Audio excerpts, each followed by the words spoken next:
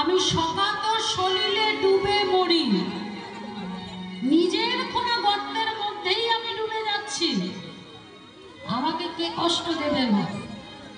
এই যে আমরা দুঃখ কষ্ট পাই, এটা আমাদের কর্মফল, এটা আমাদের কেউ দেয় না। আমরা যেমন কর্ম করব আমরা তেমনই ফল পাব। তাই আপনাদের প্রত্যেকের কাছে আমার করজোড়ে বিনীত নিবেদন, এই যে 48 মিনিট, 6টা বাজার 24 মিনিট আগে থেকে 6টা বেজে 24 মিনিট পর্যন্ত অন্য কোনো রকম কথা না বলে ঠাকুরের সামনে বসে হাতে তালি দিয়ে একটু নাম করবেন। গ্যারান্টি দিয়ে বলে যাচ্ছি মা, ভগবান কখনো আপনাকে দুঃখ দিতে পারবে না। তবে হ্যাঁ, এর অন্যথা যদি হয় তাহলে কিন্তু ভগবান কখনো তাকে সুখ দেবে না। তাহলে এই সন্ধ্যাবেলা দিদি মা ছুটতে ছুটতে এলো জঙ্গলের মধ্যে, আর সেই সময় সন্ধ্যাবেলা যেটা ভগবানকে সাধনা করার সময়, ভগবানকে জানার সময়, সবেমাত্র আনন্দিতে বসতে যাবে। ওম শ্রী বিষ্ণু, ওম শ্রী বিষ্ণু, ওম শ্রী বিষ্ণু, ওম শ্রী বিষ্ণু পরহং তপ সদা পশ্যন্তি শূরয়ে বিবিধ চক্ষুরনাশিত। স্বামী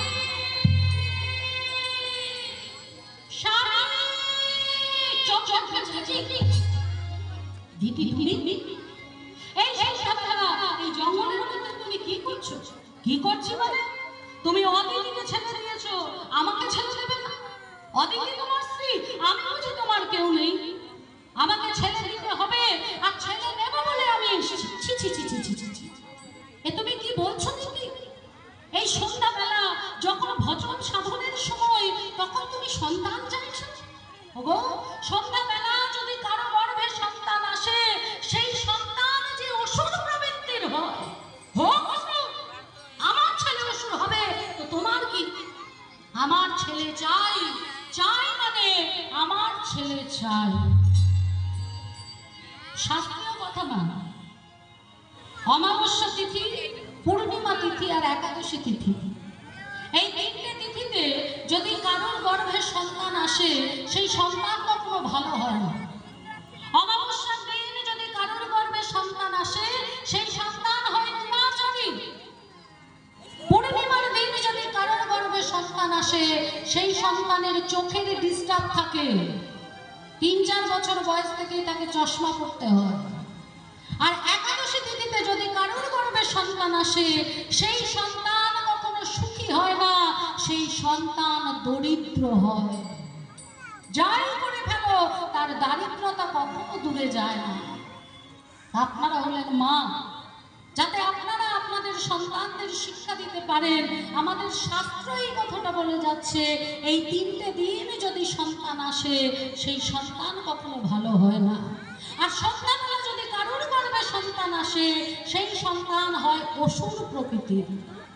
দিদি যখন কোনোভাবেই শুনল না, তখন কশ্যপ মুনি বললেন, বেশ, তুমি যখন অসুর সন্তান চাও, এদিকে এসো।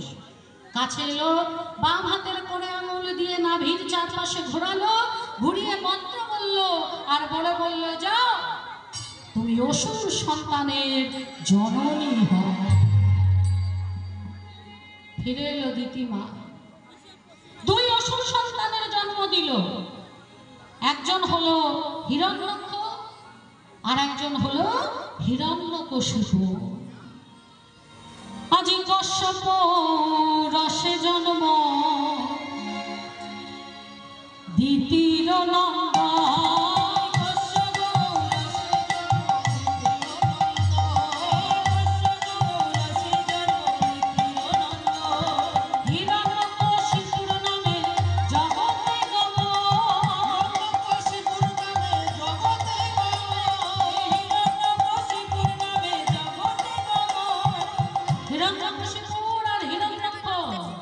জন্ম নিল, ধীরে